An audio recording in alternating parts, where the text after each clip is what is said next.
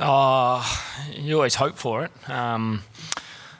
Obviously Nick was going as heavy favourite in his match today, but Tomo, we were quietly confident. He's put in a lot of hard work. The whole coaching staff behind me has done a great job getting him ready.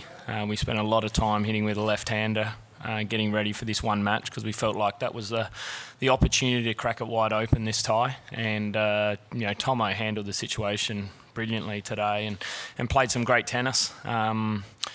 It's nice because physically I know that he can last the distance too. He's done the work and he's put in a massive pre-season before the Australian summer, and this was his reward for doing it.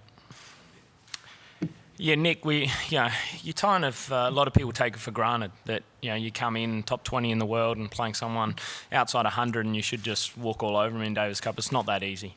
I've been around long enough to know how tough these Davis Cup matches are, and sometimes the tougher ones are when you are going in as a red-hot favourite and the other guy can just free will out there. So it was a really professional job by Nick today to go out there, just get the job done and walk away and put us 2-0 up and puts us in a pretty good position going into tomorrow. No, I haven't heard that, no. Possibly, I don't know what way they'll go with if. Okay, well, no, that's the first I heard of that. So, our boys will be ready no matter who they've got to play though. They've been hitting the ball well in practice and they're going to be confident, but once again, the same as I was yesterday, we're not taking anything for granted. They've still got to go out there. I know how sometimes Davis Cup doubles, even over 5 sets, hinges on a point or two. If guys are holding serve really well, it can, even the doubles match against Slovakia at the end of last year was, a couple of points in that third set tie break and it could totally change. Our boys are going to have to go out there and play well.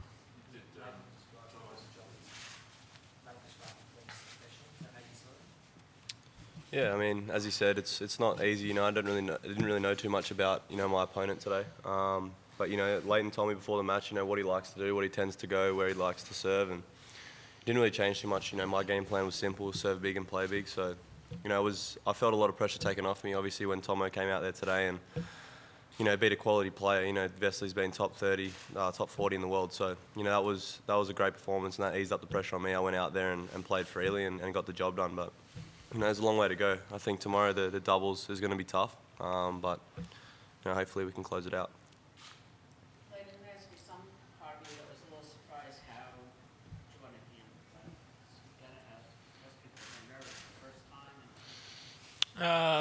Yes and no. I was quietly confident. He's impressed me the whole Australian summer. The way he's gone up the rankings though the last 3 years, 2 or 3 years, he's gone through it step by step and he's got confident at each level and been able to build on that. It's a totally different pathway to the likes of Nick and some of the other guys, but he took some massive inroads in especially Brisbane this year, and I think if you do all the hard work, and you've got that in the back of your mind, then you can go out there and hopefully get the results on the back of that, and he's certainly done this summer. For him, it was pretty impressive how he came back from 2 sets to love down, his first Aussie Open match as well, to win that. Now on top, he wins his first Davis Cup live match, so he's had a pretty good month. But we don't want him stopping here either. We want him to get a lot better throughout this year.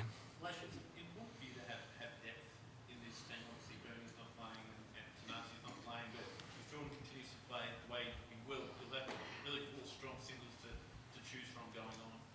Yeah, depth is a massive key in this competition, singles and doubles. And, Tanasi's a bit of an X factor. We all know the quality of tennis that he can play. He's just got to get his body right and try and play as many matches as possible and get that match hardened again. You throw in John Millman, James Duckworth. We were probably a little unlucky not to have more guys to pick from for this tie.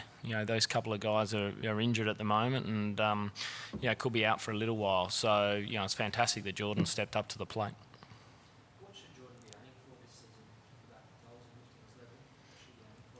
There's areas of his game that he's still got to work on to become a better player. But Yeah, I saw him hit a couple of days into the Brisbane International when we were first up there, and he hit against Nishikori, and it was a quality hit. And I actually walked away thinking, that's a top 30 player right there if he can play that standard. So, his next goal, I think he's around 65 in the world. The next goal is to crack into the top 50 in the world and cement yourself in that top 50. And then once he does that, you're on the tour full time. Then you're in all the big tournaments.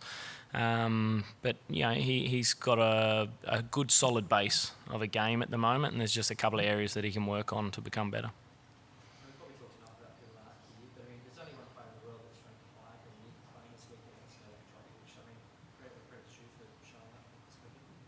Yeah, Nick's always made himself available, so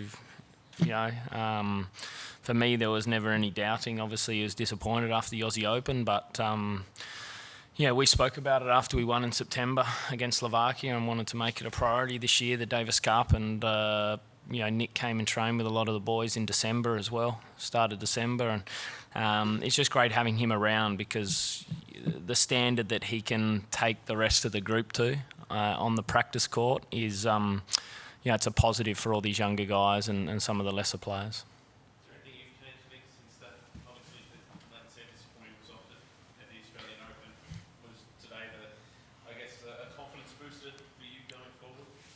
Yeah, definitely. I haven't played too many matches in 2017. But, I don't really need, I'm not the type of guy who needs too many matches to draw confidence from. But, yeah, it was tough going out there today. Obviously, after Australian Open, it was tough. I didn't put in a great performance, got booed off the court. So to come back in front of the crowd as well wasn't easy. As I said, I thought we both put in a good performance today. But I didn't really change anything. I know what works in my game. I've played some of the best players in the world and beaten them. So I know what my game style is going to be every time I go out there. Does that have an effect on you, that result that happened in Hisense Arena being booed off the court? Does that have an impact on you? Yes and no. I lost to a quality player. He made 4th round. He's been on the tour for a long time. He's beat Roger. So he can play tennis. And it's not like I lost convincingly. I think it was 10-8 in the 5th. So it wasn't the nicest thing to, it's not like I didn't try or, anything like that. But, as I said, I came out here and, I put in a good performance. Yeah, I was doing that in juniors. It's more like a stolen attack by Roger. Yeah, bit of fun. Thanks.